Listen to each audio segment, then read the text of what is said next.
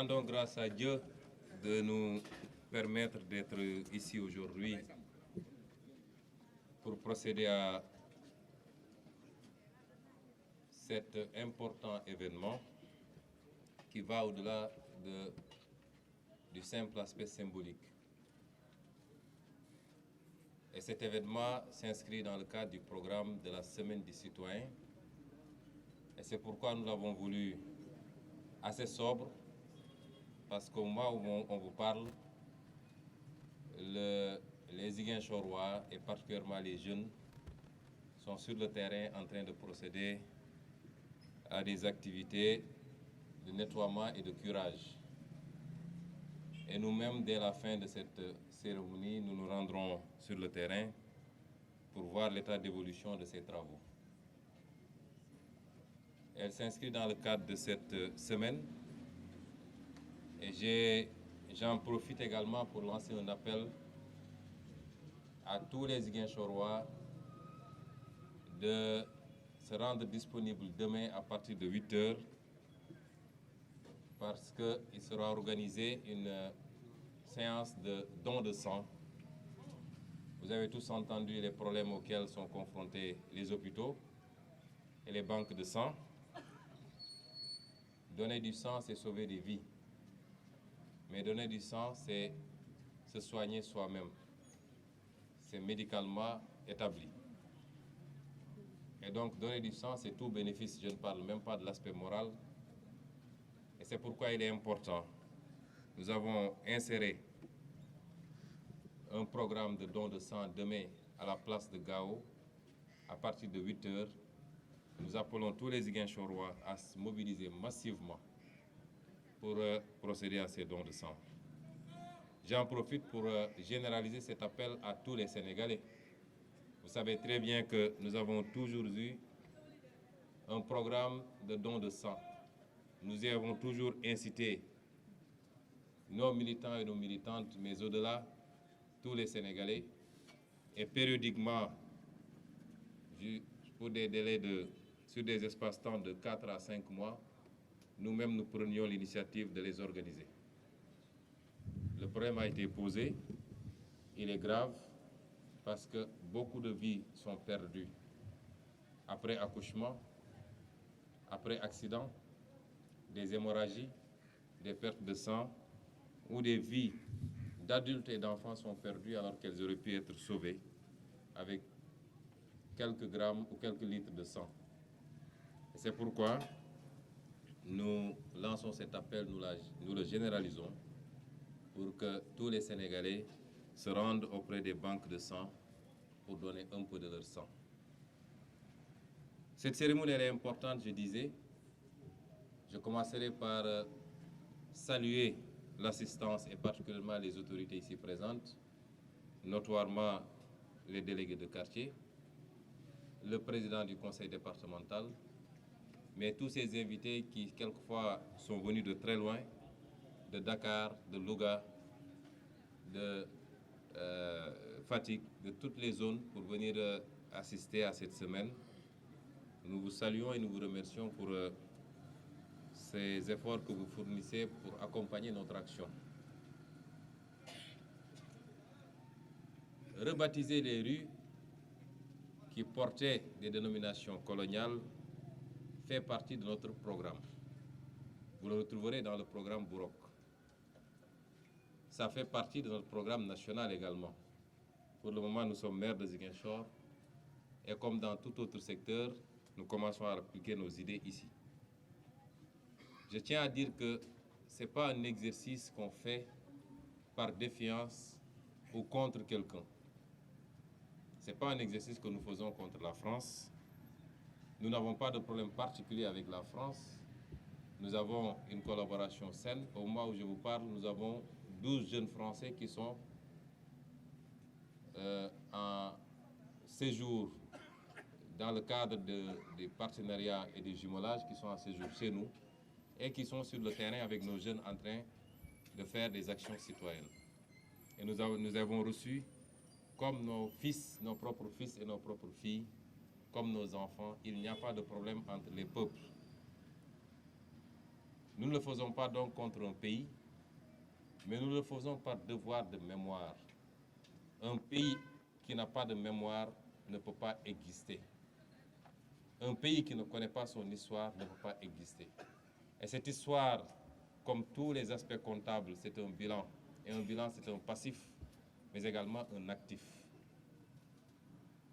Ce que nous faisons aujourd'hui peut relever de notre actif vis-à-vis de la France, qui, pendant longtemps, d'abord par la traite négrière où des millions et des millions d'Africains ont été, malgré eux, contre leur gré, forcés, contraints à quitter leur terre pour aller servir d'esclaves, c'est-à-dire de bétail. Et aujourd'hui, on ne veut pas qu'on parle de ces pans de l'histoire, ou alors on veut qu'on l'entende selon la version du négrier. C'est ensuite de longues décennies de colonisation, supposé nous apporter la civilisation, mais qui a été un prétexte pour nous exploiter, nous dominer par le travail forcé, par l'occupation militaire et souvent par des guerres qui ont vu périr des milliers et des milliers de nos grands-parents. Et cet actif que nous avons, nous devons le valoriser. Il faut que nos concitoyens, demain nos enfants et après-demain plus tard nos petits-enfants, puissent connaître cette histoire-là pour pouvoir la défendre et pour pouvoir empêcher que cela se reproduise. Je ne peux pas comprendre que des événements beaucoup plus récents aient été mieux défendus lorsque le régime de Hitler a persécuté les Juifs, les a amenés dans des camps de concentration, les a maltraités, les a gazés, les a affamés, ce que nous condamnons tous en tant qu'êtres humains. Au lendemain de la guerre mondiale, tout un dispositif a été mis en place pour que la mémoire soit encore vive et qu'on l'impose à tous les peuples de l'humanité. Personne aujourd'hui n'ose remettre en question la Shoah sous risque d'être traité de négationniste et d'être poursuivi par la justice. Il n'est qu'à demander à l'humoriste français Dieudonné pour savoir de quoi je parle. Après la Deuxième Guerre mondiale, la France et tous ses alliés ont imposé à l'Allemagne un devoir de mémoire, mais également un devoir de réparation. Ne l'oublions pas, et cela ne date que de 1945. Comment se fait-il qu'aujourd'hui, nous ne puissions pas poser un débat très sérieux et très profond sur l'esclavage et exiger une réparation? Et comment se fait-il que nous n'osions pas poser le débat sur cette sombre période de la colonisation et en conséquence exiger les réparations qui vont avec? Nos leaders politiques sont interpellés. Ces présidents de la République qui font toujours la courbette derrière tout autre président non africain sont interpellés parce que la dignité ne se donne pas. La dignité s'arrache. Pourquoi aujourd'hui le Rwanda de Paul Kagame est respecté? Parce que Paul Kagame a su imposer à cette France de reconnaître son rôle dans le génocide rwandais. Et le Mali va être bientôt respecté, puisque pour la première fois, une justice africaine ose convoquer un ministre français pour l'entendre. L'Algérie est de plus en plus respectée parce qu'elle a exigé de cette France de reconnaître les méfaits de la guerre de libération de l'Algérie et les massacres qui ont suivi après, y compris le massacre qui s'est déroulé sur les bords de la Seine. C'est un débat politique que nous posons. Ce n'est pas un débat entre des peuples qui n'ont pas endossé fondamentalement la responsabilité de ce que leurs grands-parents ont fait, sauf s'ils s'en revendiquent. Mais les pouvoirs politiques de ces peuples-là doivent reconnaître les méfaits des agissements des pouvoirs qui les ont précédés et avoir une attitude en conséquence. Et c'est cela que nous avons essayé de célébrer aujourd'hui. C'est par devoir de mémoire. Il est important que nous connaissions notre histoire pour pouvoir nous projeter vers l'avenir. Les 3 rues que nous venons de rebaptiser, celle sur laquelle nous nous trouvons aujourd'hui, devant la mairie de Ziguinchor, en fait partie. Nous avons choisi de l'appeler rue de la paix. La paix que nous voulons pour le monde entier. La paix que nous voulons pour l'Afrique. La paix que nous voulons pour le Sénégal et la paix que nous voulons surtout pour cette Casamance qui a suffisamment souffert du crépitement des armes de 1982 à maintenant, c'est-à-dire 40 années. 40 années de souffrance, 40 années de sang versé, de vie emportée, 40 années d'économie au ralenti, malgré l'extraordinaire potentiel de cette région de Casamance, de cette région naturelle de la Casamance, qui devait être aujourd'hui l'un des fers de lance du Sénégal en termes de développement. C'était parti, justement, ça a démarré sur cette rue-là en 1982, là-bas devant la gouvernance de Ziguinchor. Et c'est pourquoi, parce que nous souhaitons cette paix, parce que symboliquement il était important, et parce qu'en même temps nous adressons nos prières au Seigneur et nous lançons un message à tous les protagonistes. Et c'est pourquoi il était important de dénommer cette rue rue de la paix. À compter d'aujourd'hui, aucun Ziguinchorois, aucun Sénégalais, aucun être humain, d'où qu'il vienne, n'a plus le droit d'appeler cette rue avenue du Général de Gaulle. Elle ne s'appelle pas avenue du Général de Gaulle, elle s'appelle rue de la paix. Pour la deuxième, que nous avons également baptisée, nous l'avons appelée Séléki 1886. C'est une histoire.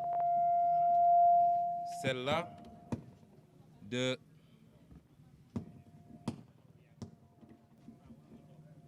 C'est une histoire que les Sénégalais, les Africains et les Casamançais en particulier doivent connaître. Parce qu'on nous a présenté l'histoire du Sénégal comme une histoire de soumission, de fuite, de débandade face aux colons. Cette histoire n'est pas tout à fait vraie. En tout cas, elle ne l'est pas ici, en Casamance. Et les archives françaises elles-mêmes parlent de cela. Le 2 février 1865, une colonne de 500 hommes sous les ordres du colonel Jean-Marie-Émile Pinet-Laprade débarquait à Carabane. Parmi les soldats engagés figuraient 150 hommes d'infanterie de marine, 50 disciplinaires, 2 obusiers, 50 artilleurs, 50 laptops, 50 tirailleurs sénégalais, 200 tirailleurs sénégalais. Et après une marche de 8 km, la colonne atteignit Diembéring, l'objectif étant de pacifier, selon leurs termes, la région et de l'annexer à l'Empire français. Les troupes françaises réquisitionnèrent tout le bétail, réprimèrent dans le sang les premières résistances à partir de Diembéring et imposèrent un impôt à payer à tous les villages soumis. Mais cette opération n'a jamais changé l'attitude des populations locales qui refusèrent d'abdiquer. Et en 1869, les villages de Diakam, de Kagnout, refusèrent de payer l'impôt. Ils furent réprimés dans le sang. Mais malgré tout, les bateaux français qui accostaient étaient toujours pillés. Et c'est en 1886 que les flouks d'Ayoun se sont unis aux gens, aux populations de Séléki, près d'Enampor, et dans un guet-apens qu'ils ont tendu aux troupes françaises, succombait le lieutenant Truche et beaucoup de tirailleurs qui l'accompagnaient. Je dois dire que cet événement a été supervisé par l'illustre Djignabo Bassène. Beaucoup de gens nous ont interpellés pourquoi nous n'avons pas appelé cette rue Djignabo Bassène. Pour deux raisons. La première, c'est que Djignabo Bassène a déjà été bien honoré puisqu'il porte le nom du lycée que nous avons tous fréquenté, le lycée Djignabo. Mais nous avons pensé qu'au-delà de sa personne, il fallait rendre hommage à l'ensemble de ceux qui sont battus lors de cet événement, c'est-à-dire tous les flouks d'Ayoun. Et c'est pourquoi, en mémoire de ces braves Sénégalais, puisqu'il y a eu d'autres batailles gagnées en Casamance, vous connaissez tous la bataille qui s'est passée à Thionck-Essyl et qui fait porter une rue à Dakar qui s'appelle rue de Thionck et qui a été remportée par les autochtones de Thionck. Et vous avez entendu parler de la fameuse bataille qui s'est passée dans le Sédhiou et qui fait porter également le nom d'une rue de Dakar, la rue Sandiniéry. L'histoire retiendra que ces batailles-là ont été remportées ici en Casamance malgré l'infériorité technologiques et ont été remportés et que l'envahisseur a perdu, je ne dis pas des soldats, mais de hauts gradés. Mais ce que la mémoire ne peut pas comprendre jusqu'à présent, c'est pourquoi, après nos indépendances, nous avons continué. Que la France ait voulu honorer ceux qui l'ont servi dans son entreprise de colonisation en leur donnant le nom de rue peut se comprendre. Mais que plus de 60 ans après nos indépendances, qu'on puisse garder les dénominations de nos rues